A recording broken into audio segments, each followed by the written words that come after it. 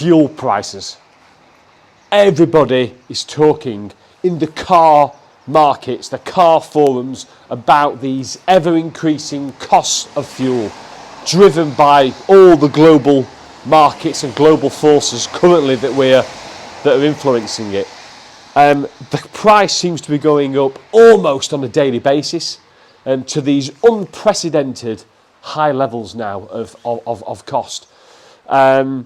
179 per litre has been breached in many areas now for super unleaded, and that's a threshold, because that equates to £8 a gallon.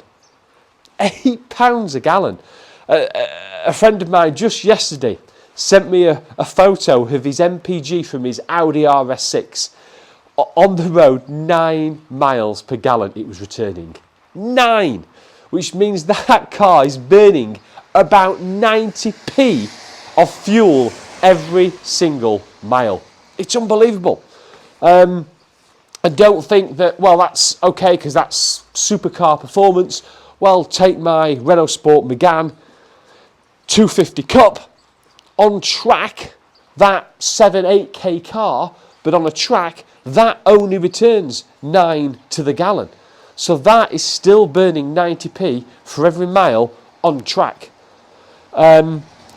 Huge costs. That even if you convert that into a car that's doing reasonable MPG, let's say 18, 20 MPG for something like my Impreza, that's still 45p every single mile the car is burning in fuel. That's excluding your insurance, that's excluding road tax, it's excluding MOTs and servicing and repairs.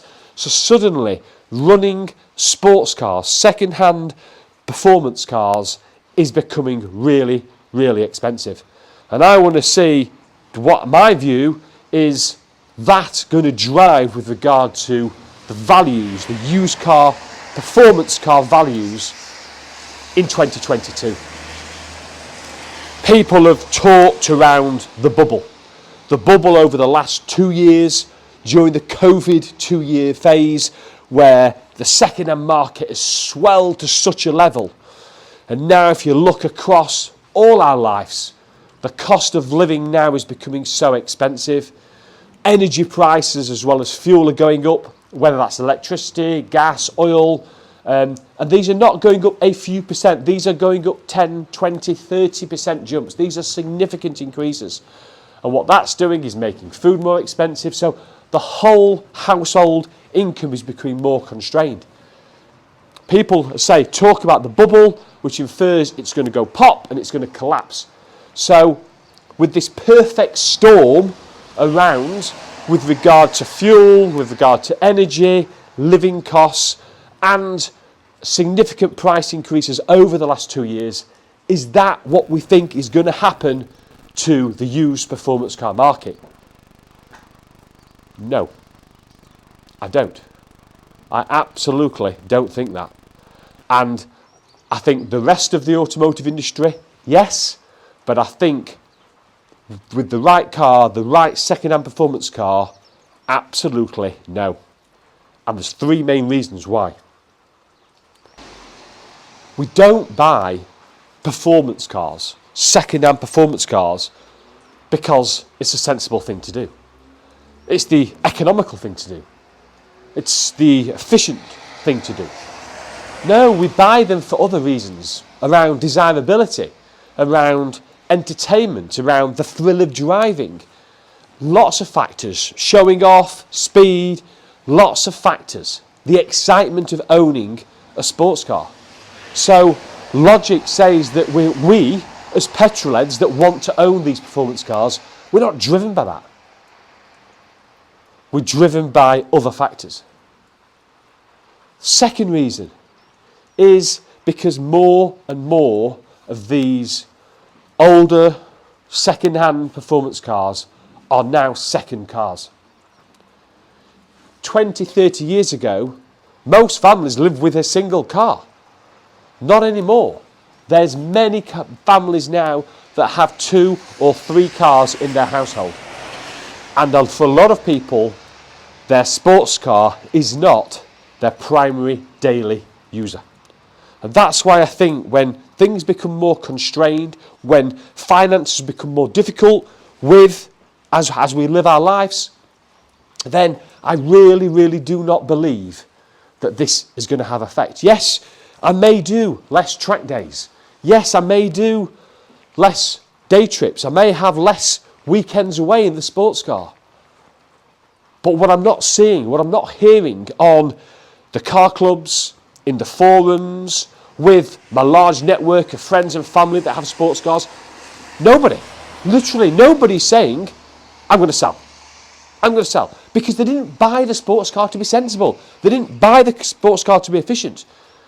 And people that are finding the nip already and like to in the future are more likely talking about, I'm going to buy that cheap banger as my daily. I'm going to buy the van as my daily. I'm going to use the diesel estate as my daily. So sports cars may get puddled away. They may be used less, do less road mileage. But I don't think they're going to come down.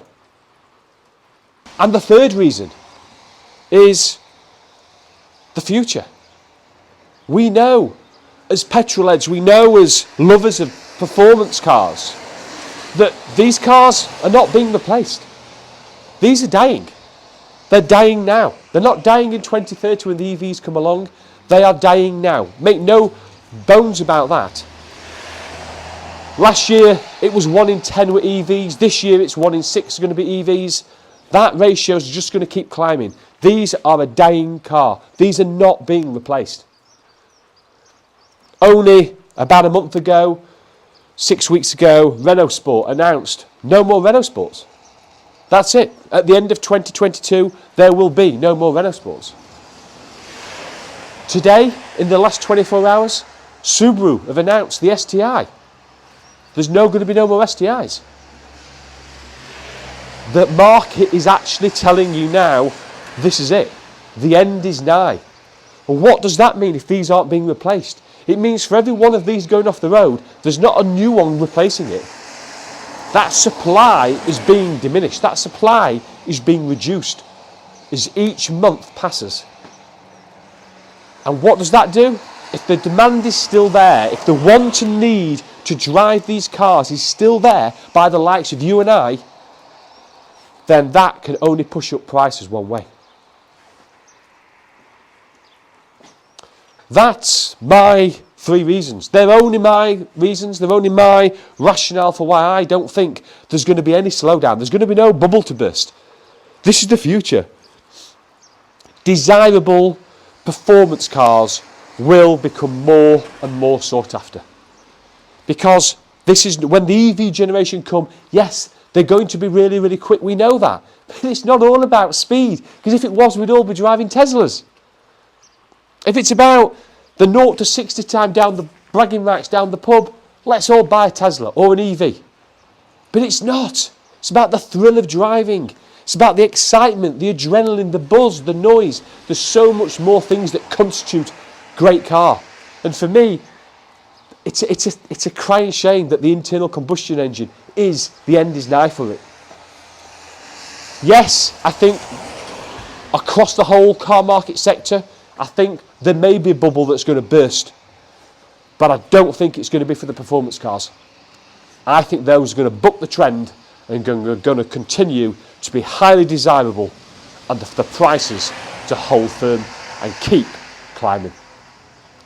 As always, this is always better if there's a two-way dialogue, so please drop plenty of comments and thoughts and considerations, whether you agree or disagree, drop them below.